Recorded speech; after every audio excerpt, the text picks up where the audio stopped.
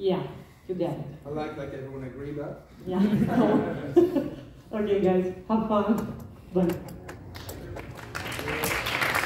Go, ladies!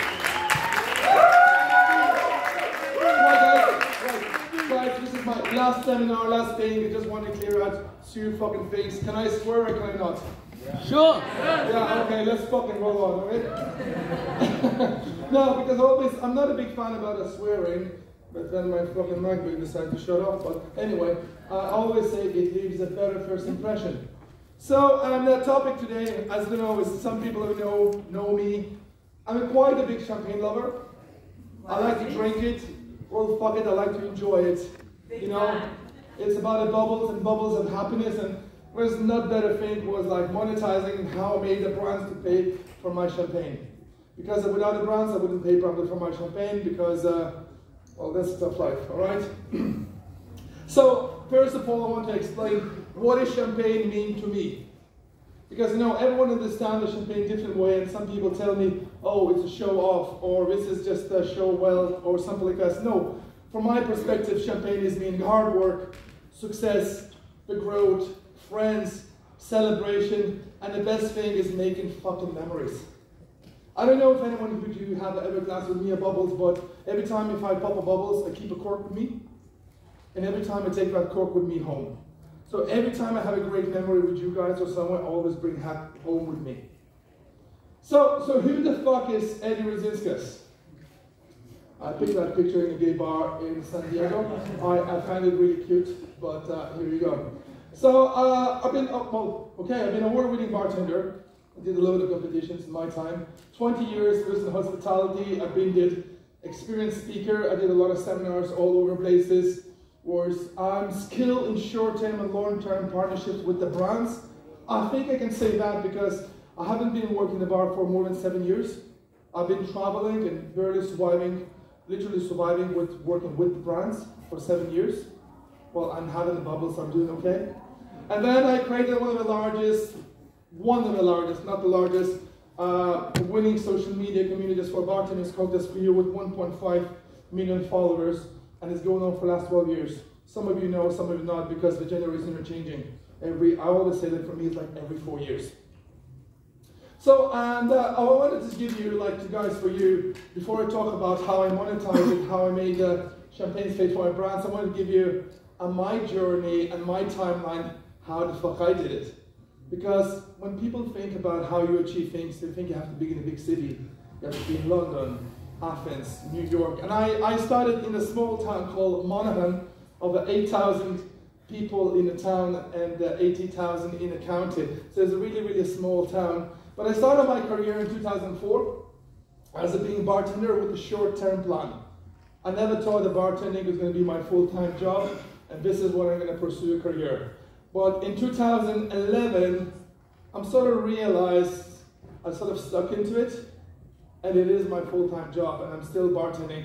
So I had to bring it to another level. So then I started doing the cocktail competitions, because living in a small town, going to the bigger cities, I have to meet the industry. I have to know the big city bartenders, the trendy bartenders, just to meet people, you know what I mean, to understand, to think. So I started doing a lot of cocktail competitions, and that was 2011. 2012, Facebook, I think, just started a couple of years before, and everything was going on, and I said, okay, I have to create a social media account just to track my progress, just to show, like, you know, what masterclasses I go, what competitions I compete. I have no idea why the fuck I did it, but come on, it worked out well, you know? So 2012, Cocktails for You was started, and then I always had a hobby for photography. I was taking these stupid pictures of the trees, because I never have the models to take pictures of, but you know, and trees and houses and trees. Yeah, and yeah, I know, it's fucking amazing. I love photography, you know, it's fucking crazy. Birds, yeah, you know. So, but 2013, that's when my hobby turned more into work. And 2013, I think, don't know, well, maybe Thanos, you would remember, because before the Cocktails for You, it was even big. The people used to remind me of the guy with the camera. I used to go in the tails, they wouldn't know my name, but if you say, oh, the guy with the camera, yeah, that's him. You know, I used to be the guy with the camera, because I used to take pictures of people, just and put them on Facebook, not because I just wanted content, because I really enjoyed it. Meeting new people, networking, and that was fucking, oh, come on, laptop. fucking apple. Here you go. Okay. That's just like, okay. So yeah, so my photography slowly turned into work. I was starting doing more work-related stuff. And then 2015, Cocktails for You started growing. And we started getting like 3 to 10,000 followers daily. Which now you're thinking maybe it's fucking fake. But guys, 10 years ago. That was fucking 10 years ago. And that was like a big.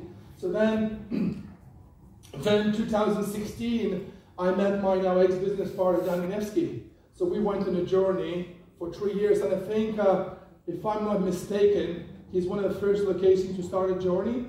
He did a vagabond project with Cocktails for You. He started in Pabarum, in Athens. He took off 1 month work for free, just for living, and thing just to gain experience. Here you go. and then in 2017 he kicked off. I started traveling with Danny and doing seminars, guest ships and takeovers. It was like, it was fucking exciting. Me from a small town, going abroad, drinking for free, Shut up. There's always one, I just want to get into my seminar. But 45 minutes, come on. Right, so 2017 traveling, then 2017, we got a business consultant. I'm not going to mention his name, but he's just sitting here on the right. And one of them.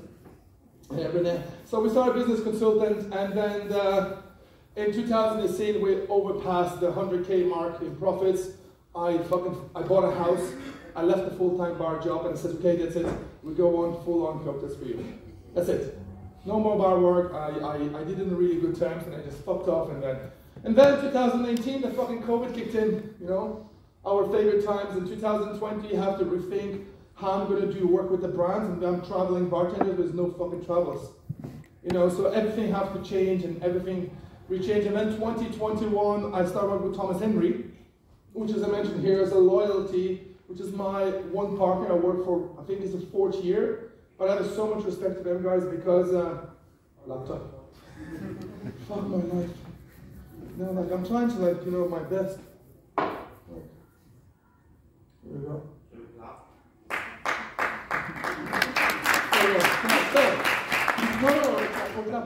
So I started working with a thing, and the best thing is, when you say you find your friend when you're in trouble.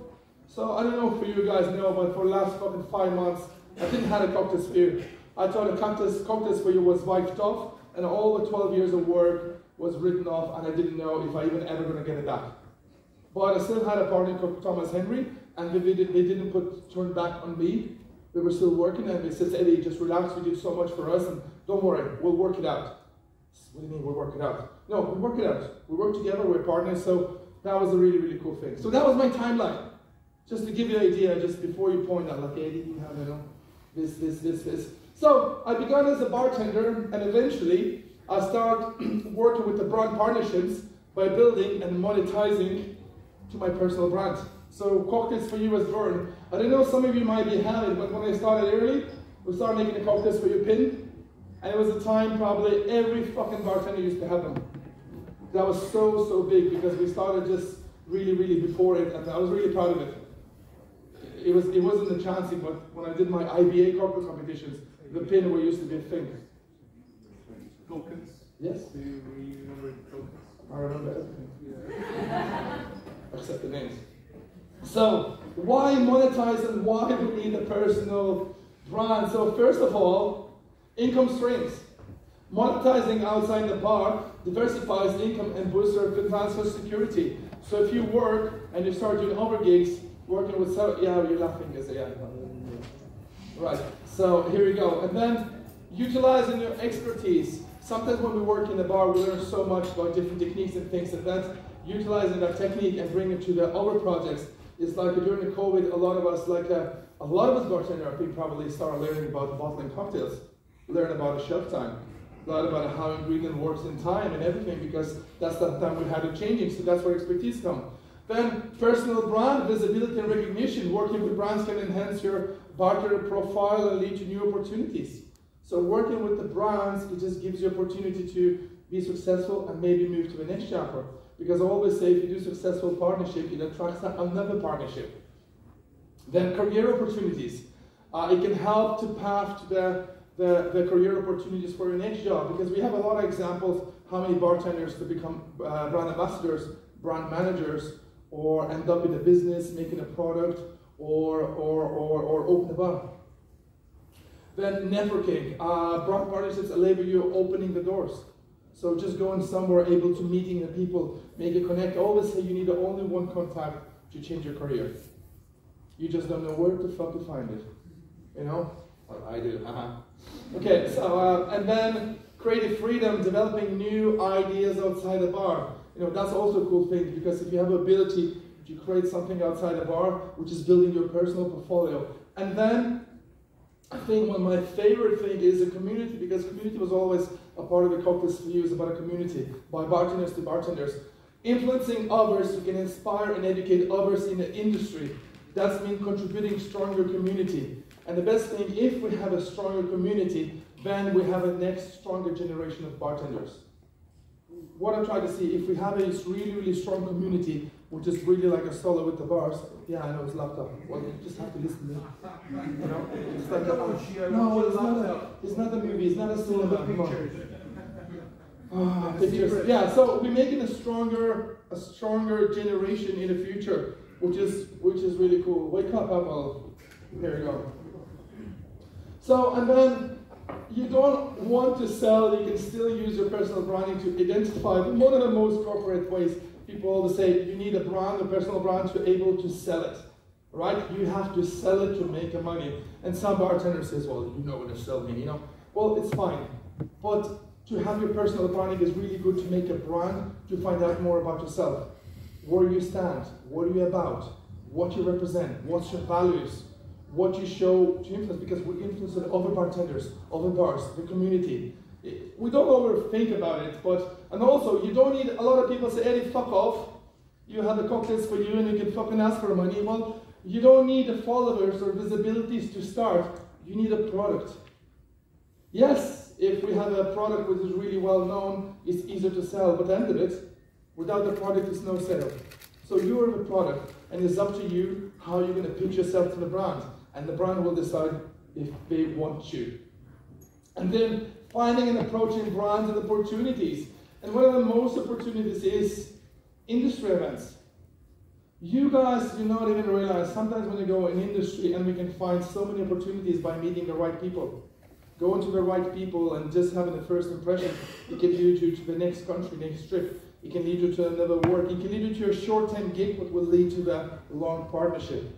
You can't even imagine how the simple things can twist over. So industry events is really, really important. Competitions, that's where I started. Sounds silly, but competitions always put you in the front page, and you always get in the sun brown front of the page. So you always get to pick first choice. So if a bartender winner, the brands will go to the first of you because you have credibility, you won a competition, and they wanted to collaborate with you because you're successful. And most of the brands, we don't even know what kind of competitions. We just say, he's a champion. You know, well, we say, well, fuck off, but it's okay. You know? And then brand trips, maybe you're not even a successful bartender, maybe you're just starting career, but when a brand ambassador or someone brings you to the distillery tour, the masterclass, and just showing your enthusiasm. You know, when we are young bartending, when we started being so hungry, and so we want to adapt to this, and sometimes seeing that, the brands really, you can make a really great first impression, and that can lead to another project. And then authenticity. Be different, be yourself, you know? That's what separates us from other, you know? Like, I'm just looking in front of you, like, guys, I see Tanas, always called Tanas, sorry Tanas, you're not old, but you're old school, I love it. Like, you know, and then I have these two Italians, candy guys, probably only two Italians in Norwegia, you know what I mean? So it's like that everyone, like I see, there's so many different, and that makes it really, really authentic. And then there's some bartending examples. So an example, Eric Van Beek. I met that. I had to clap for him. You fucking stop, alright? Alright. Right, Eric Van Beek, so is a leading bartender, one of the owners, Handshake Speakeasy, world's 50 best bars. He's an Amsterdam bartender, was really, really cool bartender, but the moment he won a global cocktail competition, his career even took off. He used up all his visibility, and then he's opened a new chapter, and here you go. Good few years after, I was there in Mexico when he won the competition. And his career took off. Gian, he also another global competition, And after he won a competition, he wanted to open a bar in New York. He couldn't find a venue. And then he made a really creative, cool pop-up. And he ran it, don't know, for 2-3 years. He opened his bar. So it's really, really creative thing. Show how to win something, take over, and the things. When Stan Hartwig from Mirabar, I don't know, is like a, yeah, I think it's a Slovakian team, no? But I call him a mastermind. You know, he's like a younger than me probably, wrote already 2 books when he hasn't too much time on his hands. Started a bar show, and then he started a program and started promoting his country, his city, his venue, and he managed in 1 year put his team on a map and bring to the 50 best bars and bring attention to all of our bartenders with the way they react, the way we represent the bar, the way we're showing off with, like we always shout the entire team. When Gustav Polikaida 1 year ago, nobody gave a fuck and he was a Gustav. Gustav was a Lithuanian bartender. He moved from a Vaxon. But the reason I mentioned this, oh yeah, she's here. She moved from the Vaxon and she started working in one of the world's 50 best bar, really cool bar. She was really good at the bar, but she showed her skill and she was fucking amazing to networking. She probably made more contacts than I did in fucking 7 years. And I'm not bad at networking. And she probably know more people than I fucking do in 1 year. So that was a networking example, how you can go, if you have a motivation, if you know, yeah, it's fucking laptop, I know. So if you have a motivation and everything, that's how it can change it. Sorry. Okay, and then Chris Leavitt, not just bartender, 2-3 years ago, Chris started a social media on Instagram, and he started showing what the bartending is like in contest. We used to do beautiful cocktail videos and everything, and he showed our industry is not about just the cocktail, beautiful videos and technique. We start showing it about personality, drinks, talk, so start showing more on social media how everything is going on in real life. So that's also the strong part of social media. So let's always say cocktail competitions, creativity, mastermind, massive networking, and social media. So this is an example. And I started fucking doing cocktail competitions. Like now if I ask people, we always think, oh Eddie, you just drinks and party. No, I used to be bartender as well. You know? I just used to be bartender. I did a couple of competitions. That's where I started. I met people from Ireland, from Dublin. That's where I meet these bartenders. That's where I know about the more bars, and that's where I go to brand trips, and that's how it led me to Cocktails for You. But without the competitions, without anything I did, it wouldn't lead me. I didn't have a mentor. I didn't have one of the world's 50 best bars. I didn't have anything. So I built my way. There was no social media at that time as well. You had to build the hard way. So I started from competitions to build it from there. And as I remind you, a town of 8,000 people. So key factor for brand success, the motivation. Stay driven and committed to personal and brand growth. And a brand growth.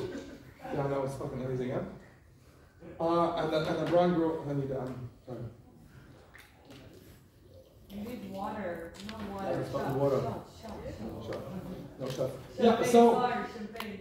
So every time I travel, I see the industry, and they always bitching about, oh, why this bar is this, and why this, and why this, and why this.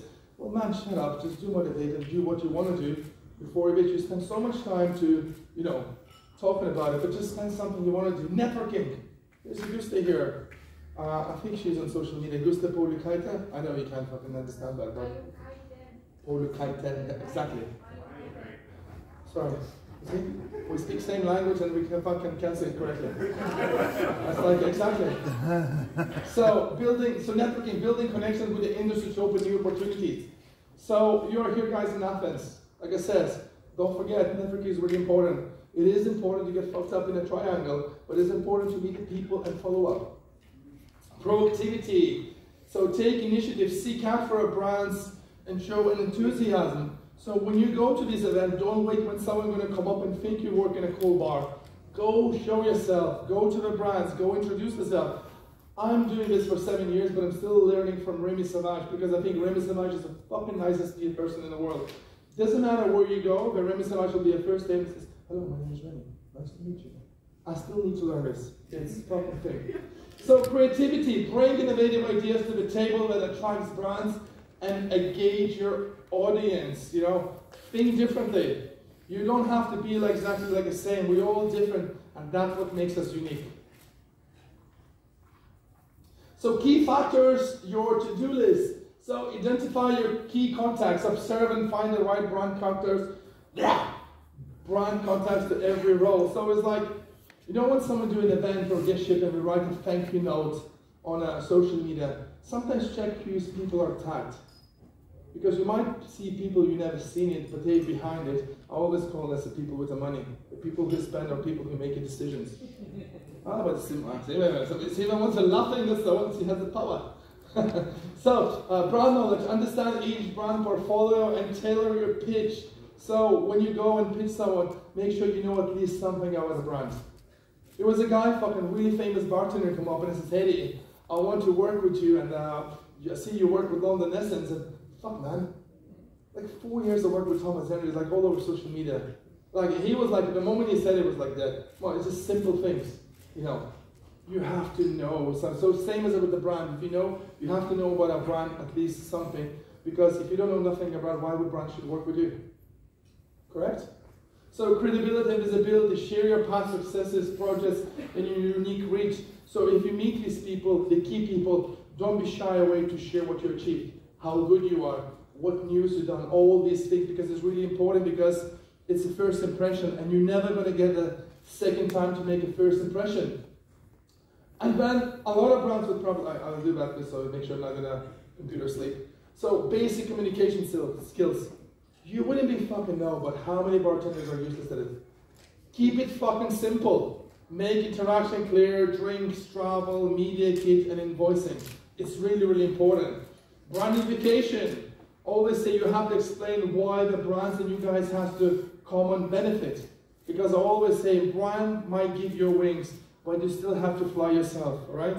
You still have to make that fucking work. And then building your brand toolkit, essential materials, make sure your biography, the pictures, everything, your drink menu, everything is like set in one portfolio. So if someone actually has an interest in you, you don't say, yeah, we'll come back with you next week. The brand approach you, fucking, I have it exactly the same moment. You know, make it easy, because these sometimes decisions, you don't have to be best bartender, but people like to work with whatever is easy. And here is some little kits, what I'm using it, and it fucking worked out well for me. So Adobe Express, you can head on a website, on an app, on a phone, but it has so many templates to make posters, the guest ship posters for Instagram posts, or if you want, you can make it from scratch. You can attach your logos, anything you want, the fucking library of things we have, like you just fucking go and do it. And it's so easy, it's like with a mobile, with Operate.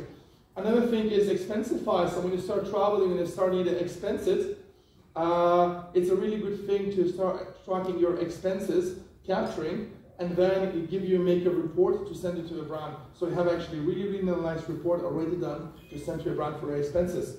Grammarly or ChatGPT, change or rephrase your proposal, your emails to the language the corporate people will understand.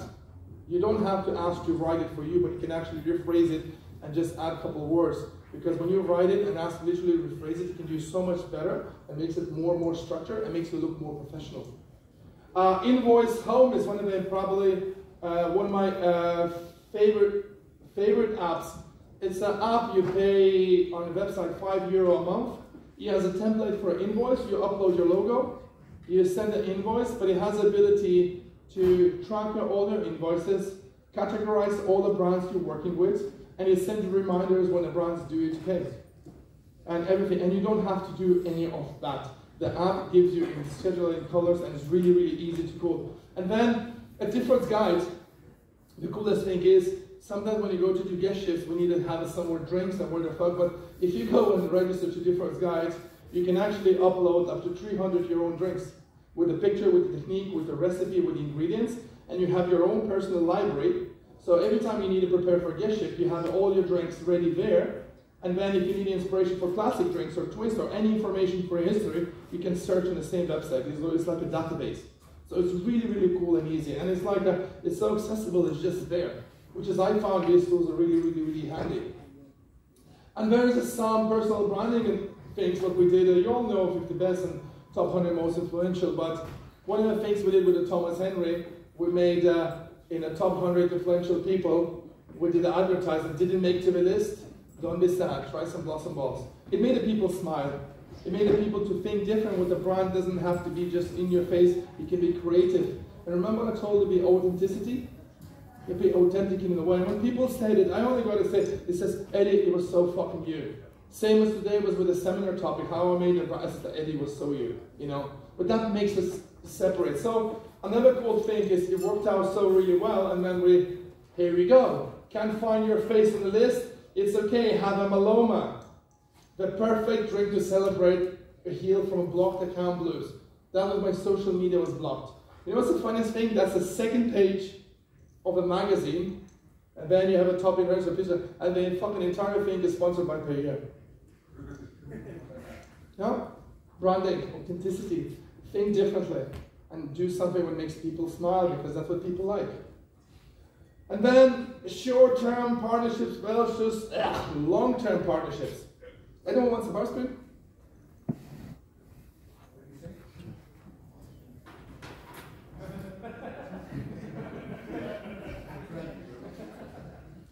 Who's the size large? Me. Who wants a jacket? Me. If you fucking large, I'm fucking excess. No, tell me, who's the size large? Me. I want oversized clothes. Huh? Please. Jeez, I'm not trying to fucking make enemies. Here you go. Yeah, it's your pajamas. Malaka. You know, he's really born in bars. No, come on. Back to the topic. So, short-term partnerships, immediate wins, provide the quick earnings, and we have a freedom work with multiply brands. Then flexibility, short-term partnerships let us explore different brands and refine your style and range of gaining experiences. So that was short-term partnerships, gives you long-term partnerships, exceeding expectation, you know what I mean? Going over and beyond, you know, bringing that quality, give it extra work. Then demonstrating loyalty, which is really, really important. Stay true to the brand you work, loyalty, because it might lead you with the trust and everything to more and more gigs and more things. And then balancing both for growth, diverse experience, balance short and long-term partnerships to get the best of the both worlds. But I always say, guys, when you work short terms or whatever, you can't jump just from one brand to another. In case you're like an expert of a category, like I always think it's like Mr. Papadopoulos from Barra Negra.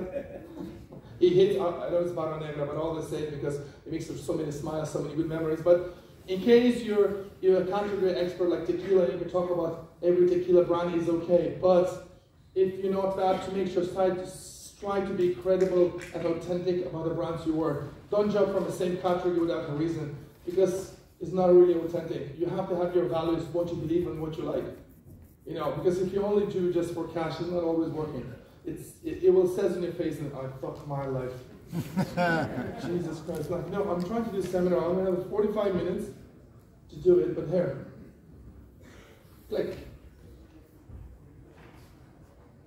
So, why brands working with the bartenders? We always say that value of influencers. Bartenders are influencers themselves. Some of our influencer bars in the city. Some of our influencers of a community. So I say like this, especially in Athens, we have so many influencing bars. We have a Baba Rum, bar in front of the bar. We have a Clumsies. Last month I went to the Saloniki, and we had a Puravoku bar, which was really influencing the entire bar community.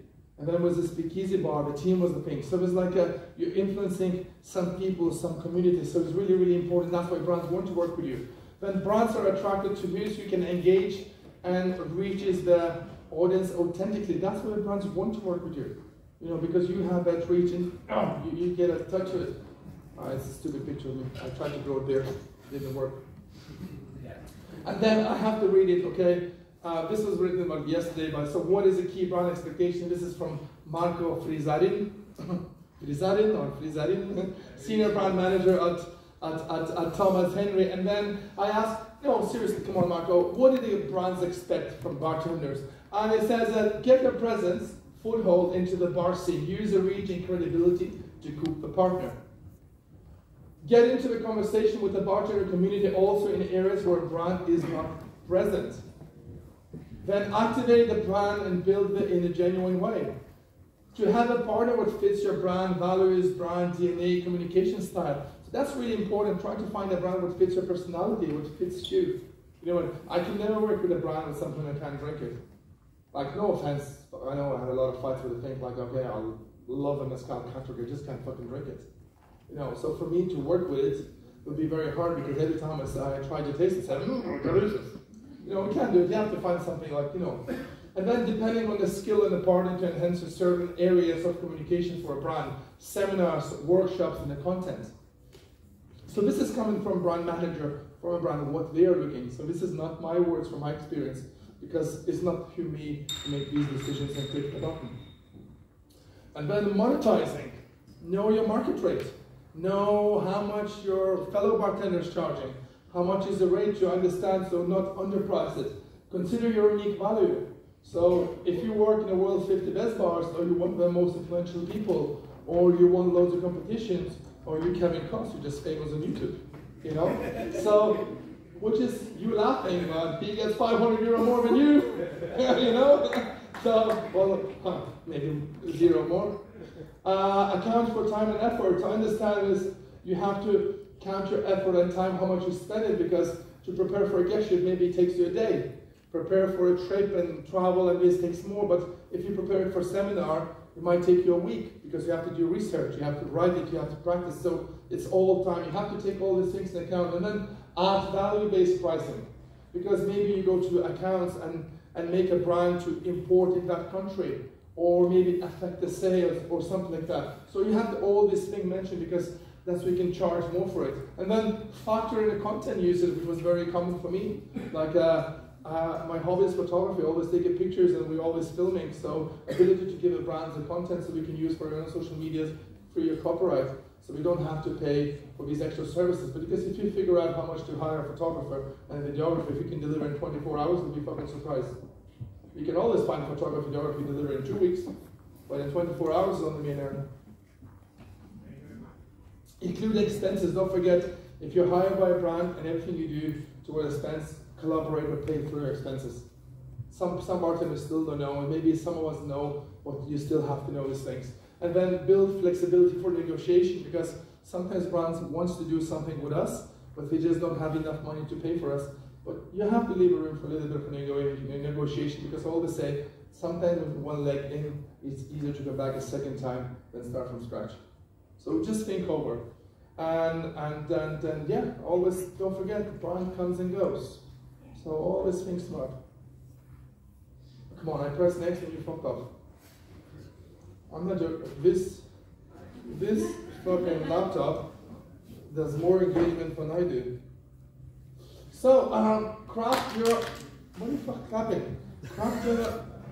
Craft your plan. So the cool thing is, so we talked about it, Marco. Marco is here, brand manager, he talked his tips, and then, where's Brenda? How you go, Brenda? Global brand advocacy for Thomas Henry. We thought, okay, we have left some budget and put some cash on site, and we said, okay, you've seen this seminar, some of us smart ass or something, but come up with your idea, design your own guest shift or brand activation idea, detail, full plan, budget, and what you expect into the outcomes. Like what you really expect to do. Send us an email with your proposal, what you wanted to do, and if you really make a cool shit, we'll make it happen. That's really, I wouldn't put that on a seminar if I wouldn't be. Anyone, Sebastian? Yeah. But I don't wanna throw because I'm adult enough and I know how much insurance charges. You wanna do that? Come, I have one more. You have to come. Like I'm not gonna fucking show. Oh, here we go. Two. Here we go. There we go. And here you go. I like giveaways. So guys, take a picture. Send us an email. If you have a really, really cool idea, just write it. You know, from now on, we talked about so many things you have to pitch. You have to find the right people. And now you have the opportunity straight away to come up with your idea, straight away with the right people. And if you do cool stuff, I can believe he can open so many more things for you. And then final takeaways. So as we talked again, build your personal brand, showcase your unique skills, storytelling, creativity for social media, content, think. So like I said, personal brand is not only about selling. It's just understanding, identifying yourself, selling more, what you represent, what your buyer represents as you as a brand. Then explore long-term and short partnerships. You know, what works better? Short time is really cool, flexi. It gives us so much more experience. We can do so much more. But again, these short-term partnerships, they come and go. And long-term is really give us help in the long run. So understand, Mama told you, brands come and go. So try to work it out this way. And my favorite things, find opportunities through networking events. We're here in a bar show or anything. So the best advice I can do, I didn't write it, but fucking attend the industry or competition or anything else, because the best advice I can give you, if you're not in, you can't win. We always have to start somewhere. And I started from zero in a small town, and you can't give me fucking any excuse. Because if I still go in my town fucking 15 years later, we still don't do fucking cocktails. You know? So I did. Yeah, well, doesn't count. Want the Coke? No lime? Come on. And here we go. Thank you.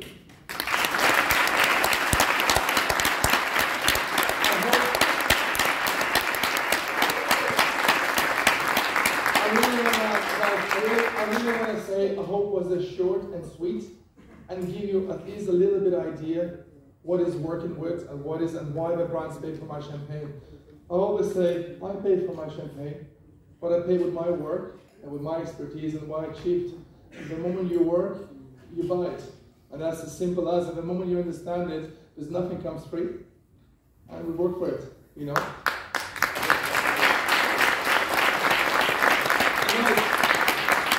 And there's one thing I want to ask, one more applause for my partner, Lowell. You didn't turn my back off, even when the cocktails for you was gone. I didn't expect it was going to come back, but board in bars, Thomas Henry.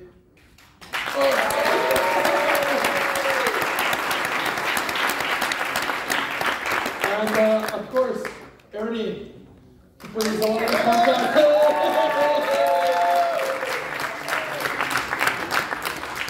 That's it. That's it. The last seminar, thank you very much.